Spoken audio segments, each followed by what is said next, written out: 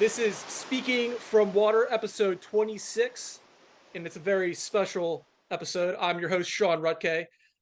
We have a outdoorsman, a surfer, a lover of the earth, an environmentalist, and a CEO of the largest packaging company in North America.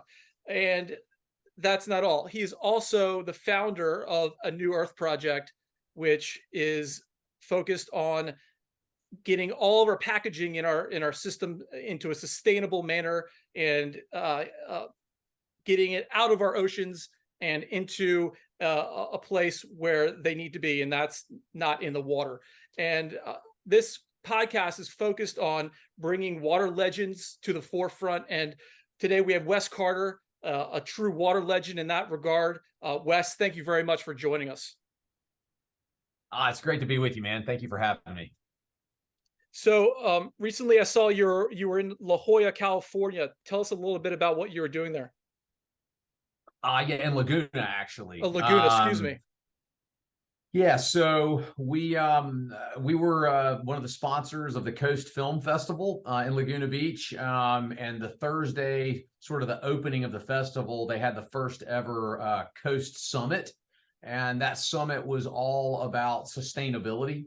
And so it was a full day of panel discussions with people from sort of all walks of life in different areas of our economy, discussing how we as individuals and also as organizations within the supply chain can get really focused on sustainability, how we activate the voices of the elite athletes in the outdoor space, and really work to activate the brands in surfing and in snowboarding and skiing and really all outdoor sport to really lead what I like to call the sustainable revolution. So a big credit to the guys out there who started the Coast Film Festival about wanting to incorporate, environmental ethics into the festival. And my New Earth director, Don Meek, who lives in Laguna, where our New Earth showroom is, really spearheaded the coordination of that summit. So it was great fun, and it's been really great to see the surfing community in particular really rally behind sustainthere. Was there a particular film that stood out to you that you were able to catch? There was a few films. The new trilogy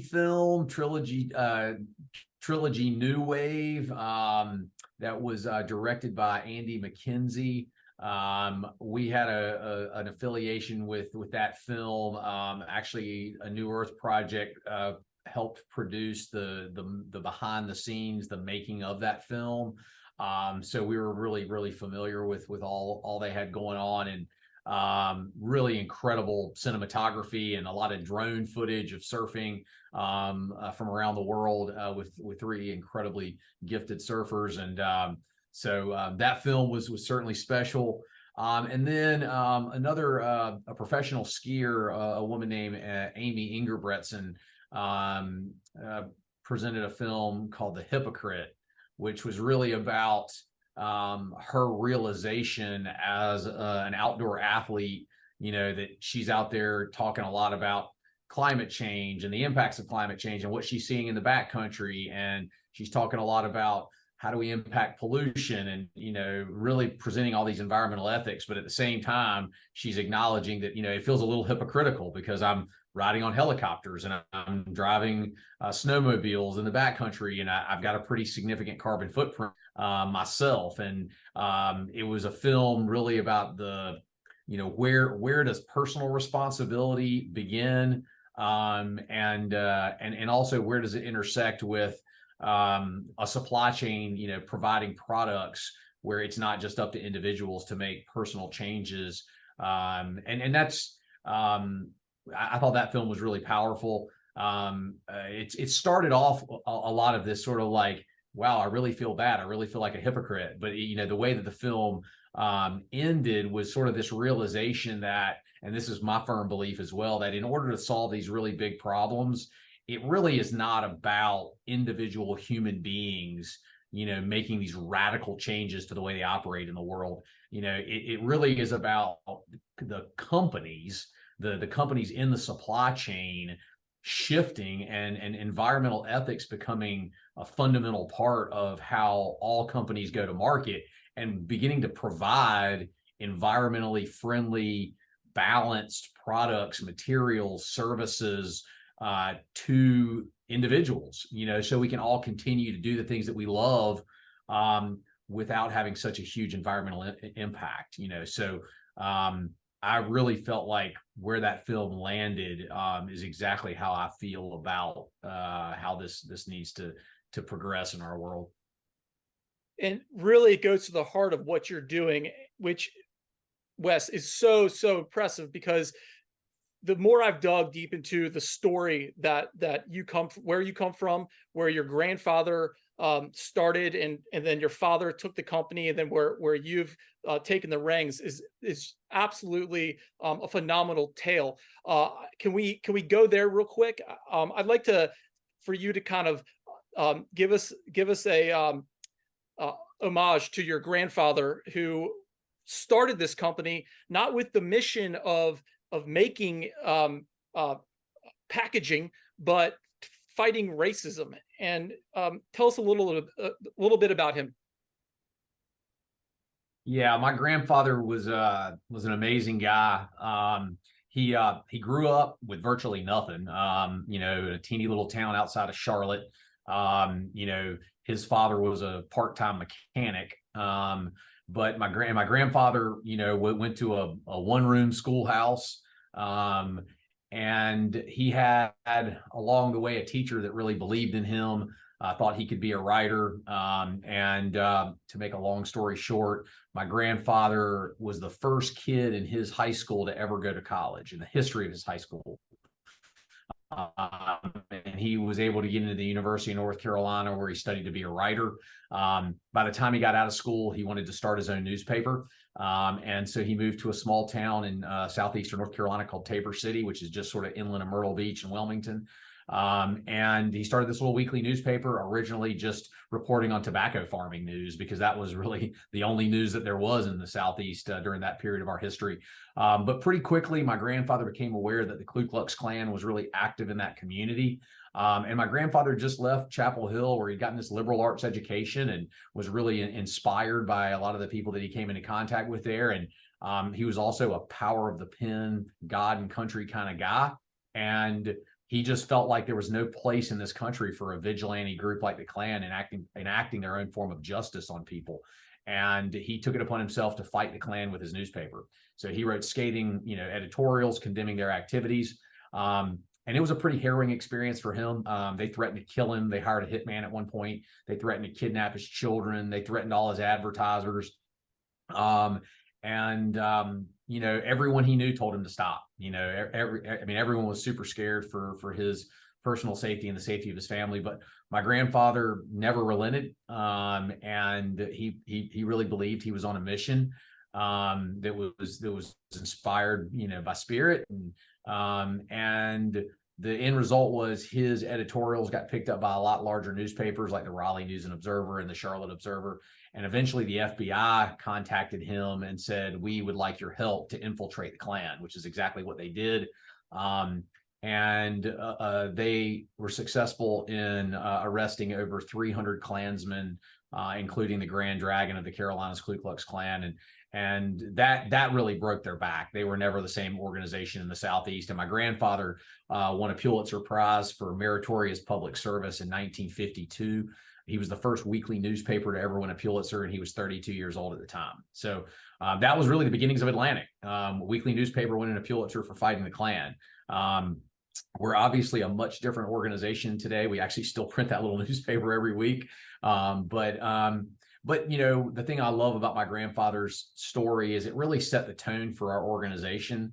The core values of the organization, the ethics of the organization, were really stamped, right from the very beginning. We've had some people point out to us that today that it's sort of unique that a company that was founded fighting for civil rights during that period of our history is today in the era of climate change and plastic pollution, fighting for environmental rights. So there is, as his grandson, there's some synergies there. I also have to give a nod to my father, Rusty. Rusty's still our CEO today. I'm the president of Atlantic, but my dad really took the company on in the early 70s. And it was because of his vision that we really evolved from this small weekly newspaper and paper supply house to a major, packaging company that we are today. My dad built the company over the next 5 decades into the powerhouse that it is today. And yeah, I like to say, I'm standing on the shoulders of giants. And today the work that we're doing is really important. We're working to try to wake the supply chain up. Not just us, but with other partners as well, and really say that the environmental footprint and the impact of the packaging industry has been pretty devastating. And it's time for this industry to really acknowledge that. It wasn't intentional. We didn't intend for this to happen, but it did. And we have to acknowledge that and then make commitments to developing new materials that are more circular, that are more earth friendly, earth digestible, recyclable, because those things have not been a part of packaging development historically. People were not, companies were not developing packaging for recycling. People were not developing packaging for circularity, compostability. But we believe that once we start to move in that direction, that we say, hey, these are fundamentally important parts of packaging development, that we can shift this global plastic pollution crisis pretty significantly. It's one of those global problems that actually I believe is very solvable. And it's hard to say that about a lot of global problems these days. When did you find your love for the water? Can you put a time on that? Man, I probably can't actually. I like to say salt water was the backdrop for my life, certainly my youth. I grew up in Wrightsville Beach, North Carolina, from the time I was 2 or 3 years old, and I just don't ever remember life without the Atlantic Ocean in the background. So I was on a boogie board, when I was a young kid, and a surfboard shortly thereafter, and did a lot of boating and a lot of offshore fishing. And salt water has just been a big part of my life, and continues to be to this day. And so I've got a great passion for the ocean life.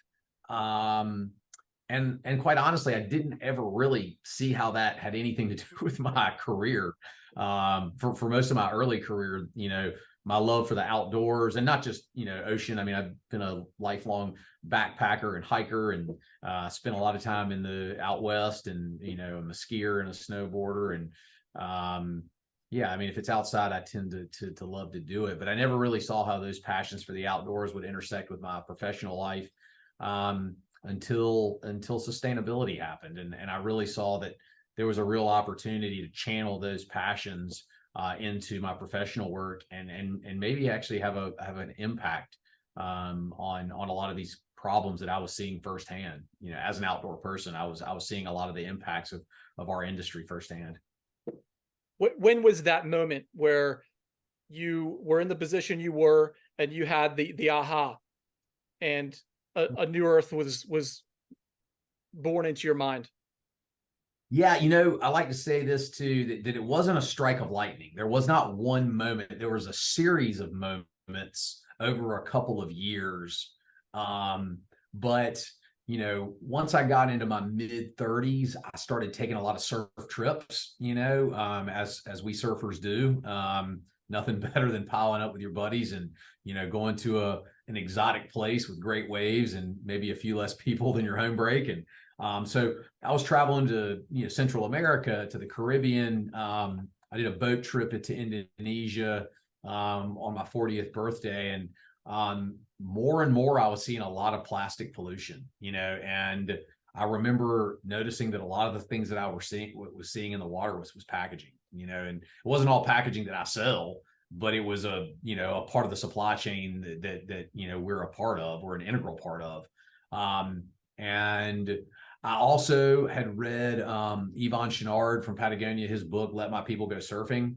and he talks a lot about, hey, when I always assumed I would retire early and move to the South Pacific and just live the good life. And he said, but I recognize that all the places that I love to go were being decimated by pollution and climate change. And he said, I want to take this organization that I built and utilize it for something really good for the world. That's more important than my retirement. Now I'm a long way from retirement age, but I remember thinking like that's a remarkable thing that this man has chosen to do. And I saw that Atlantic had a similar, maybe even more impactful opportunity because of how integrated we were in all these different areas of the supply chain. I mean, we support companies in every single manufacturing vertical, from food, beverage, building products, e-commerce, medical, automotive, aerospace. I mean, you name it, anybody making anything. So I was like, well, if we can help, if we can help these large consumer products companies and retail brands make these transitions, maybe have a global impact. And I think that probably was the biggest strike of lightning moment, is realizing that we have a seat at the table with the largest consumer products companies in the world. They already trust us with their packaging needs. And if we can start to promote sustainable packaging and not only promote it, but help facilitate the transition by making it economical, because that always is the biggest barrier, is like, how do you make these changes in a way that is economically viable for the brands? And ultimately the consumers, because a lot of the costs are going to get passed along to consumers. And we certainly don't want that. So I just saw a really interesting, intriguing role for our company to play. And as that vision continued to take shape, I started talking about it a lot publicly, that our industry needs to do this. We've got to wake up. I felt like our industry had an intentional blind spot for a long time, where the plastic pollution crisis was being created by the supply chain that we were all a part of, and no one was talking about it. No one was doing anything about it. It was just sort of over here in the corner. And I felt like the first thing we had to do was really acknowledge that problem and then commit to making those changes. And so, and you asked about a New Earth project. I mean, like I said, I'd gotten real public in our industry in particular, and on social media like LinkedIn, talking about sustainability, and sustainable packaging had to be a priority for everyone in the packaging.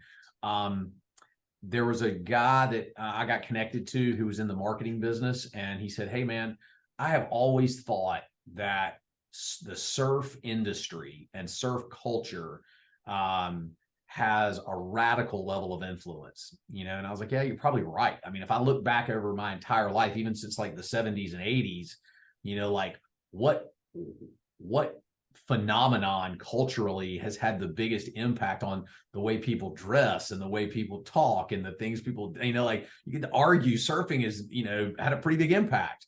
And he's like, I really think sustainability and surfing go hand in hand. And I know you're a surfer. And he said, early in my career, I worked at Hurley back in the 90s, and I worked with a guy named Peter King, who's now a photographer in Hawaii. And he's been really wanting to make a documentary series about surfing with a purpose. And he's like, I think you guys are really likely partners. I think there's a partnership opportunity here. So I was intrigued enough about that, Peter and I hopped on a phone call on the 26th of December of 2020. And we said, what if we try to inspire the surfing industry, the brands in surfing, to lead the sustainable revolution? We'll help them create all these sustainable packaging, whether for apparel or surfboards or other types of gear. We'll create documentary series telling these really beautiful stories of this transition, of this big shift. We'll invite the pro surfers, the elite athletes, to really be our voices, to help activate it. We'll get to hear their stories from their travels all over the world. And that was the idea. And the surf community has really embraced it, especially the professional surfers, the Kai Lennies and the Koa Smiths and the Carissa Moores and all the Kelly Slater, all the people that we've worked with over the last few years have just really embraced that surfers are canaries of the oceans, ambassadors for the oceans, and we have a responsibility to take that passion and channel it in the direction of a healthier supply chain. And there's just a unique opportunity where they could get connected to a company like Atlantic that actually had the opportunity to have an impact.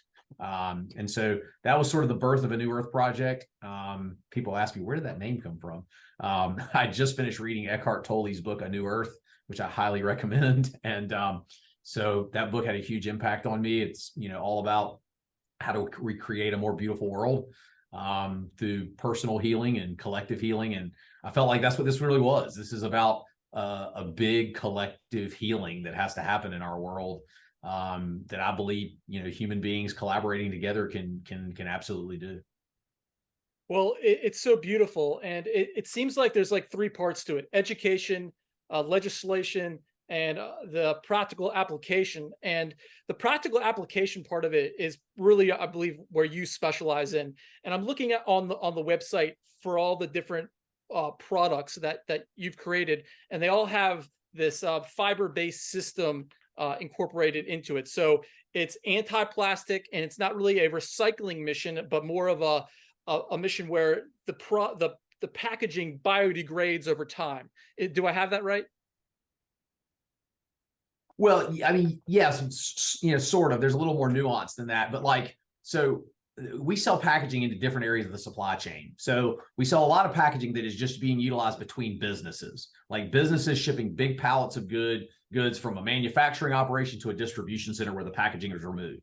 In that lane, recycling and creating closed loops is a lot easier. It has to be done. But we don't see nearly as much leakage in B2B packaging. So where we identified where we see a lot of leakage is in business to consumer packaging. It's the stuff that ends up at your house. It's the stuff that gets shipped to you via e-commerce, or it's the packaging that you go to the grocery store and bring home, or a big box store and bring home.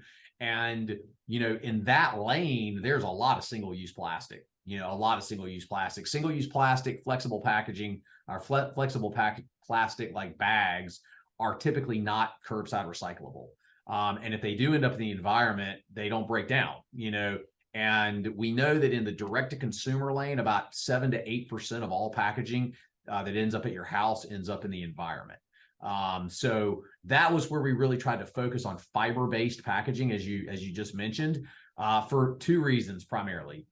In fiber-based packaging, which is paper packaging primarily in this country, but there's other types of fiber, hemp fiber as an example, or grass fiber, and so you're seeing more and more products come to market. Mycelium, which is like mushroom fiber, there's more and more of that coming to market. But fiber, we recycle really well in this country. So every blue bin in America, you can put paper in it, because there's a huge demand by the paper industry for that recycled fiber. So that's the biggest part, is we want to send stuff to your house that we already have the built-in infrastructure for recycling, and paper checks every box.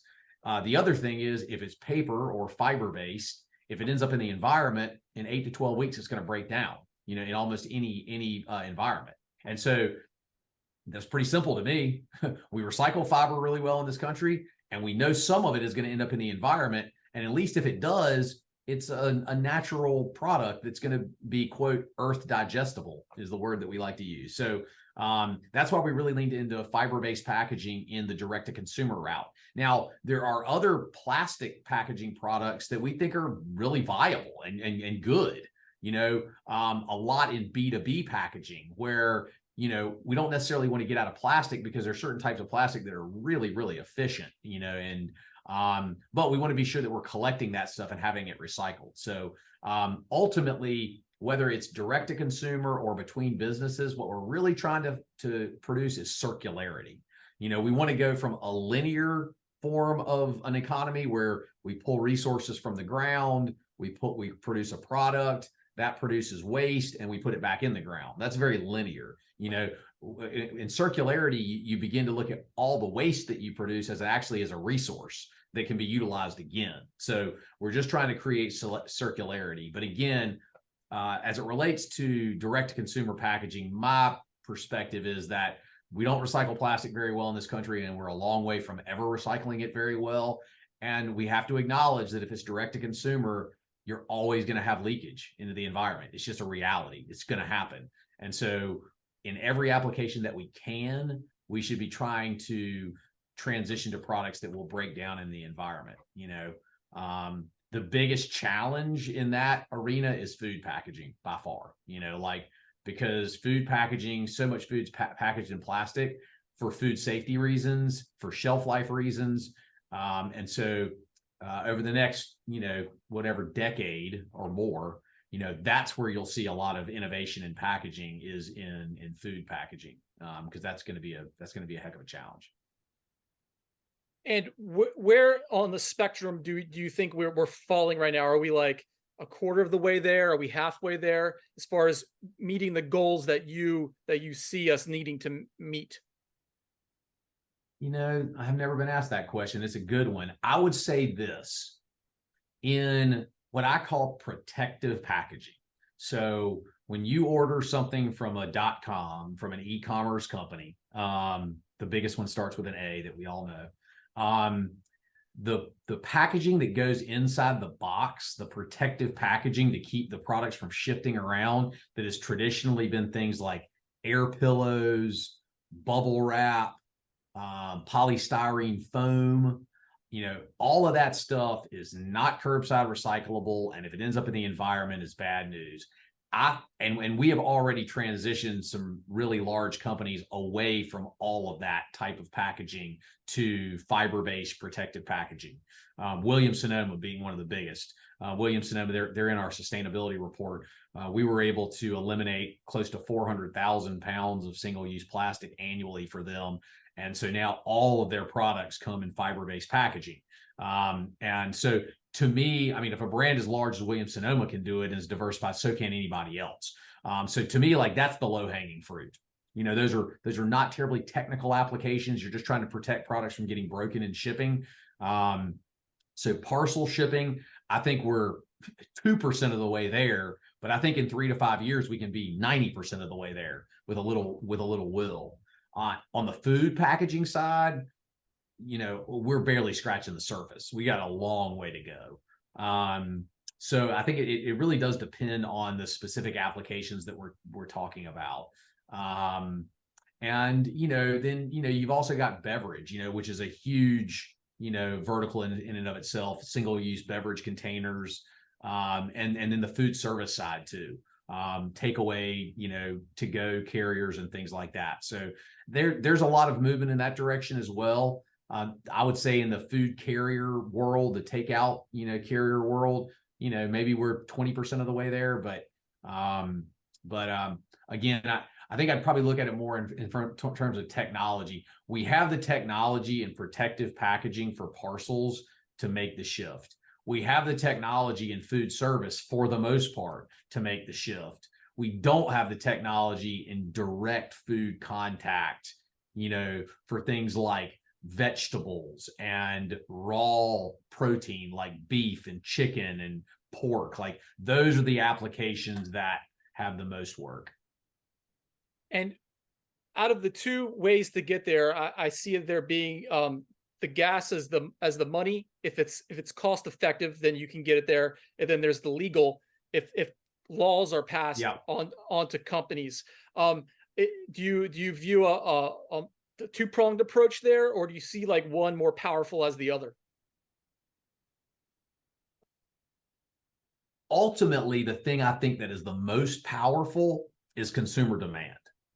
Like, let's use the surfing community as an example. Like, if everyone in surfing said, I'm not going to shop with brands anymore that ship single-use plastic to me. Like, I'm not going to buy a surfboard if the company I'm buying it for is going to wrap it in single-use plastic. I'm only going to shop with companies like Pazel or Album, like some of our customers who have made these shifts. Stewart is another one, and you start rewarding the companies that are making the investments in ethical packaging. That I think has the opportunity to make the biggest shift. And it goes for not just in surfing, for and young people today, millennials in particular, studies show that they value sustainability more than brand, and so whether the brands are acknowledging it or not, they are being judged ethically on their packaging every single day. And that's not going to change. That's only going to grow. And I think that has the opportunity to have the biggest impact. Nothing will shift a way a company operates more than consumer demand. I will say, though, on top of that, legislation, I think, plays a pretty key part. Legislation is almost like an accelerator. And we need an accelerator. We need a few accelerators. And I think that EPR legislation, which stands for Extended Producer Responsibility, it's popular all over the world. It's popular in Canada, all over Europe and Australia, and it's beginning to take hold here. The most significant EPR law passed in California last year, SB 54. It's not in effect yet. The law is passed, but the law doesn't really go into effect probably until 2026. And basically what that law will do is it will put fees on the most problematic packaging, the stuff that's the least recyclable, that's the most likely to end up in the environment. And in many cases, it's also, in many cases, it's also the cheapest. And so one of the reasons some of this real problematic packaging continues to be utilized is because it's so inexpensive, and you can't blame brands for that. They're trying to produce products at a most competitive number out there. And, if they can package something effectively in a really inexpensive packaging, they're going to tend to do that. But EPR says we're going to put fees on that type of packaging if it's environmentally problematic, and it sort of evens the playing field. So some of these alternatives that historically have been more expensive, all of a sudden, will look more competitive because of the fee structures that are being placed on single-use plastic. So I think done well and intelligently, EPR can be a great lever to pull. But packaging super complex. It's a very diverse, different applications, different industries, and so how well EPR is legislated and how well the eco-modulated fees are constructed, I think will have a huge impact on how successful EPR can be. But it's one of the reasons that we're working really hard to have a seat at the table with the legislatures that are implementing EPR to be sure that they're getting a lot of impact from packaging professionals to understand, where the low-hanging fruit is and where the potential pitfalls can be. But no, I love your question. I mean, ultimately, it's an all hands on deck. We need consumer demand. We need the packaging supply chain innovating more sustainable packaging every single day. And we also need legislation supporting that transition. Are you focusing on a state level or a federal level with these ambitions? Both. I mean, right now, most of the legislation is at the state level. So, Maine has EPR laws, Colorado has EPR laws, Oregon has EPR laws. It's typically more of your blue states, but that's starting to change. Even North Carolina has debated EPR, Texas has debated EPR, Maryland just passed an EPR law. So, I mean, it is starting to change. What I like to say is plastic pollution might be one of the only issues in America that's pretty nonpartisan. There's not a lot of politicians promoting more plastic in the ocean. It's one of the reasons I actually think this is a great issue to really rally around. It's something that we can all agree that we need to fix. We have different strategies for fixing it, but at least there's a center point that says everyone agrees that plastic pollution is a problem and we need to do something about it. But most of the EPR laws are at the state level right now. I am meeting with a lot of federal politicians as well. I do believe you are going to need to harmonize EPR across the country. The last thing we want is the EPR law in North Carolina being radically different than the one in California, being different than the one in Texas, being different than the one in Illinois. It becomes impossible for consumer products and retail companies to manage all these different fees and all these different geographies. Because, in many cases, they're shipping from one massive distribution center to half the country, and so we need a harmonized EPR structure across the entire United States. But we're a pretty good ways from that happening. But I do believe that's where we'll have to go eventually. Well, it seems you're the man to make this happen. Is there a political future in your future? Do you see? That's not on my current radar. It's been suggested a few times, but no, I'm really focused on the mission that we have at hand at Atlantic. I love this organization. This organization has been, a part of the fiber of my family for generations now. And I feel like that the work that we're doing inside the supply chain is critically important. I mean, I actually believe, we're being integrated in the supply chain where we're connected to the producers of packaging, we're connected to the users of packaging, we're developing packaging. We've got this packaging solution center in Charlotte, North Carolina, where we're verifying and testing and developing new sustainable packaging. Like, that's the area that I feel like currently I can have the greatest impact. And if one day that changes and I feel like I can have a greater impact doing something else, maybe I'll consider it. But right now, I really believe that where we sit today and the work that we're trying to do is the best chance that we have as a country of solving this problem here, and we also have to solve it abroad as well. So, but yeah. So I have we have a mutual friend, Ben Bourgeois, and over the weekend, I was at a party and he was there, and I told him we were going to have this conversation. I said, what's one question you would want to ask Wes? And he thought deeply. I mean, for a little over a minute, and he said, ask Wes, how did he raise his level of consciousness, and how's that going? So I have no backstory for this. I didn't ask him to elaborate, but I wanted to put that down. First of all, I'm a huge Ben Bourgeois fan. That is a gem of a human being. Yeah, everyone who knows Ben is better for knowing him. No, it doesn't surprise me that Ben asked that question, because that's the kind of thing he and I talk about quite a lot. I ultimately believe that healing the planet is completely interlocked with healing human beings. I think in order for us to really solve these big global problems, there is a level of inner healing, spiritual healing that has to happen, because ultimately for me, a lot of these realizations about my roles and responsibilities in fixing this problem came from deep spiritual work and beginning to understand that all life is sacred, and I believe the fundamental meaning of life is life. Like, life is the meaning of life. And as intelligent beings on this planet, we have a God-given responsibility to be great stewards of this planet, not to conquer it. We're not here. Manifest destiny is not the deal. This is about being in harmony with life. This is about being in balance with life. And I learned that through a lot of indigenous wisdom, and working in those indigenous communities with indigenous medicines. That expanded my consciousness and allowed me to better understand my role in what I like to call the ecology of souls, I truly believe part of the human story is waking up to the sacredness of life and understanding that we must save ourselves.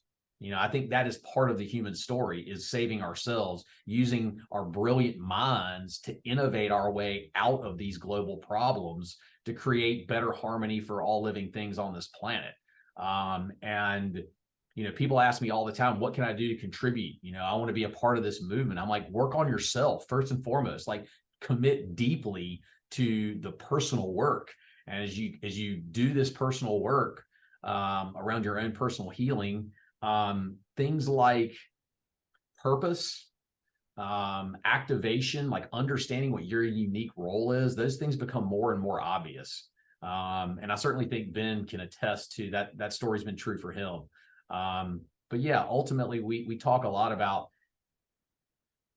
in order to solve these big global problems, we have to raise our level of consciousness beyond profit and loss. It has to be a much more collaborative, harmonious, balanced perspective on what it means to be a human being. And one of the things I say a lot in the business, in the rooms of business that I, spend a lot of time in is, life has to have a seat at the table.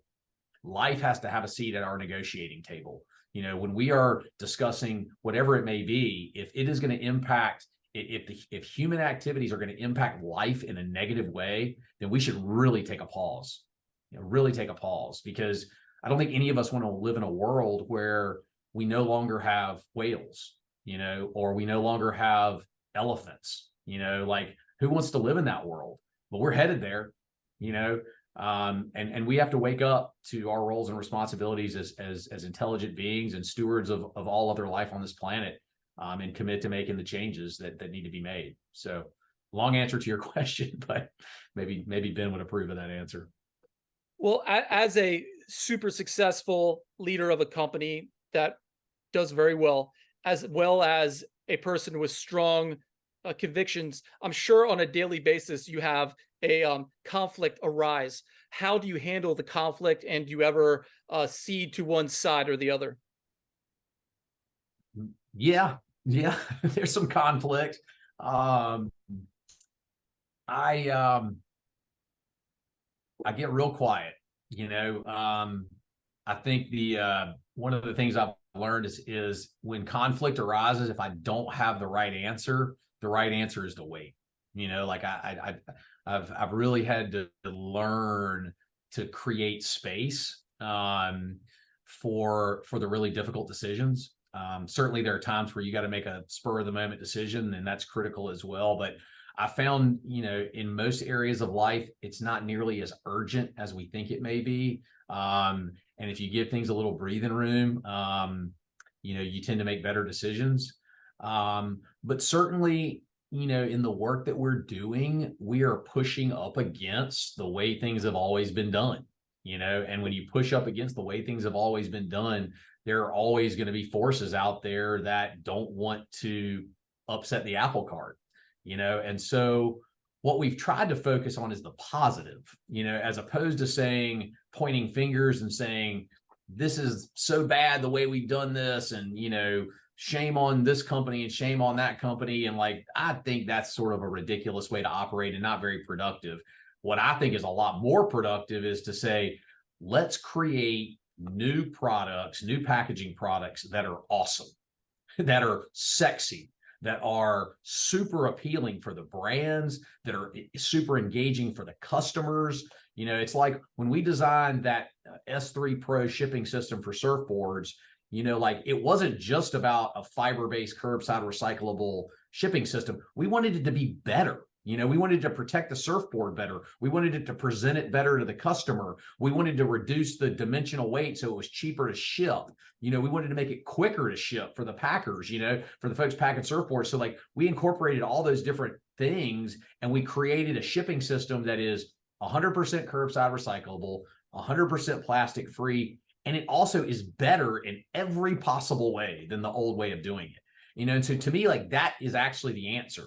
Innovation, like, create new products that are better and, more appealing to consumers. Market the packaging as part of the environmental ethics of your brand. And then the sustainable revolution doesn't become something that we have to do.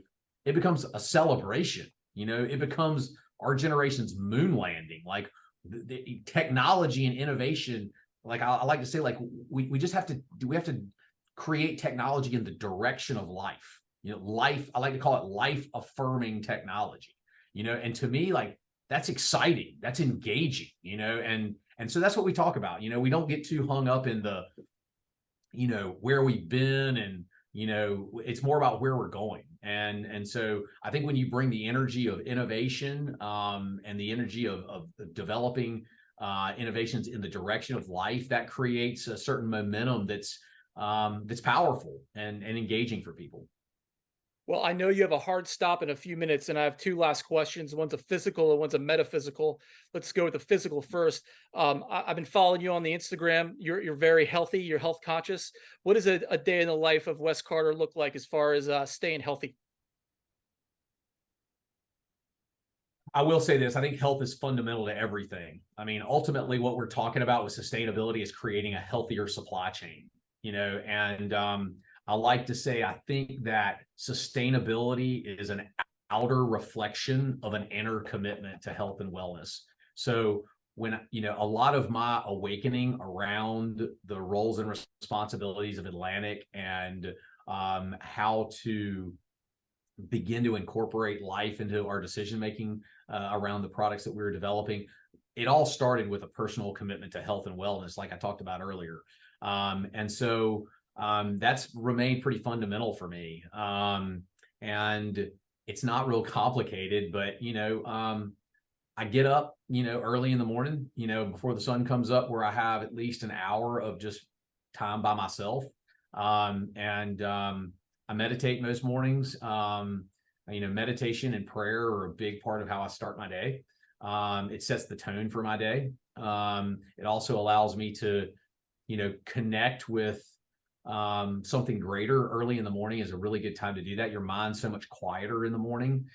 So that morning time is really sacred for me. And then, I incorporate a lot of different types of physical fitness. I lift heavy twice a week. I think for all human beings, lifting heavy is really important just to overall health and wellness and being anti-fragile. And then I try to incorporate yoga. I did yoga this morning. So I used to do it a lot more, but at least once a week now I'm in a yoga studio. And then, just stay focused on a high protein diet. Eat a lot of fruit, eat a lot of high quality protein, try to stay away from sugar and carbs. And then the other secret, and this is the biggest one, is just spend a ton of time outside. I mean, outside, like feet in the river, feet on the dirt, I prioritize my time outside because it's honestly where I get all my inspiration. It's where all the ideas happen, and I think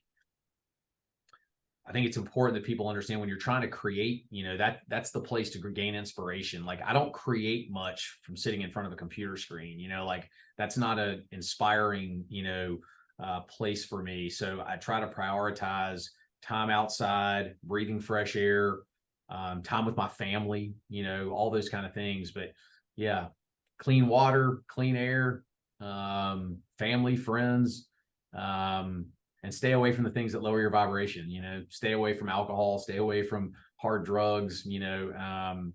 All that stuff is just ultimately going to take you to a place that you don't want to go. Great advice for everyone listening.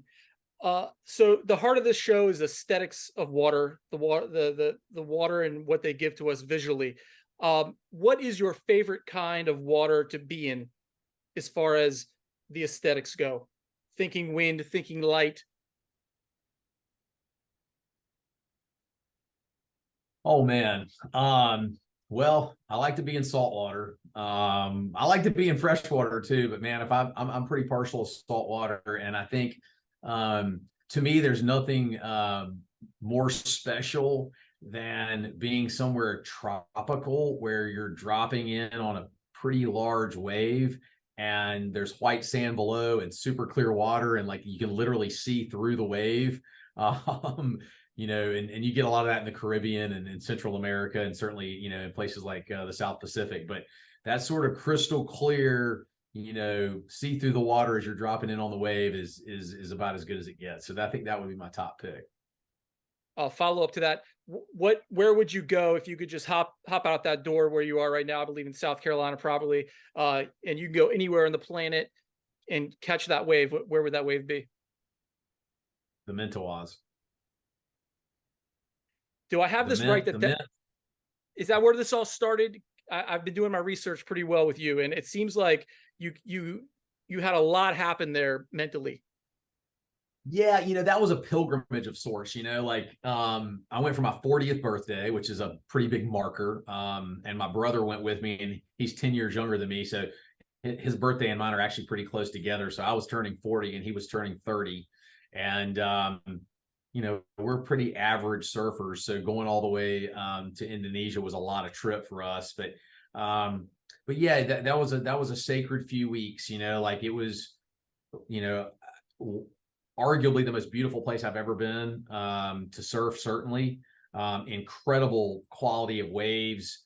We stayed on a boat the whole time, so we were moving around a lot. It was just no cell phones that work there, so you're pretty disconnected from the world. And it was also the place where I saw a lot of plastic pollution, and it was like, damn, like this is literally like the most amazing place I've ever been to surf. It is spectacularly beautiful, and there's really not any people here.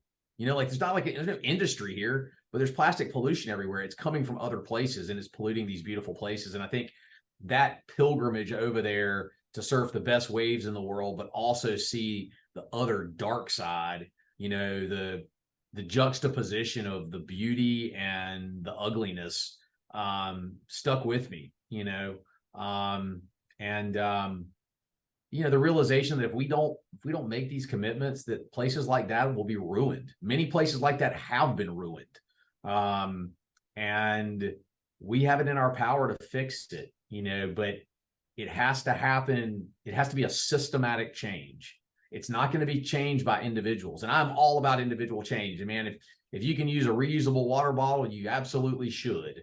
If you can limit single-use plastic and use reusable products, you absolutely should. But ultimately, the supply chain has to provide materials, products, packaging to consumers that are easy to recycle, that break down if they end up in the environment. It's on the companies.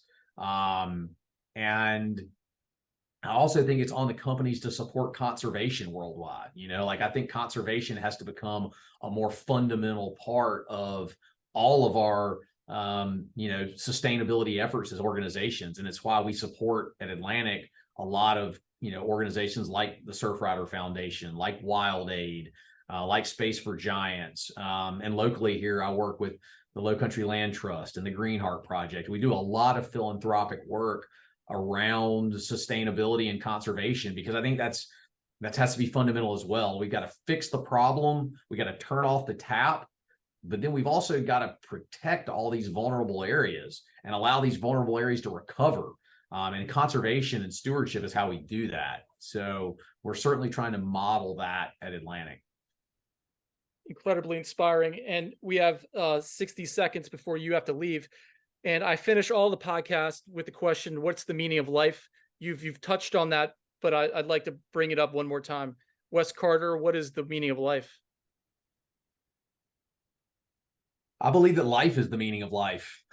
I truly believe that we are walking through the miracle every single day, and I actually believe a big part of the spiritual journey and a spiritual awakening is awakening to the beauty that is all around you, the consciousness that is all around you. That's certainly been the journey for me, understanding that all life is sacred, and the world around you has tremendous gifts, and it's just a matter of raising your consciousness and your vibration enough to be able to hear the subtle tones and the subtle messages that, I believe God is whispering to you all the time through the miracle that is life. And I think, human beings we get too in our heads. We try to think that it's something way more complicated than that. But I ultimately think that the meaning of life is life. And I believe that the way that we access that is through ourselves, like ultimately, like trying to be the absolute best version of you.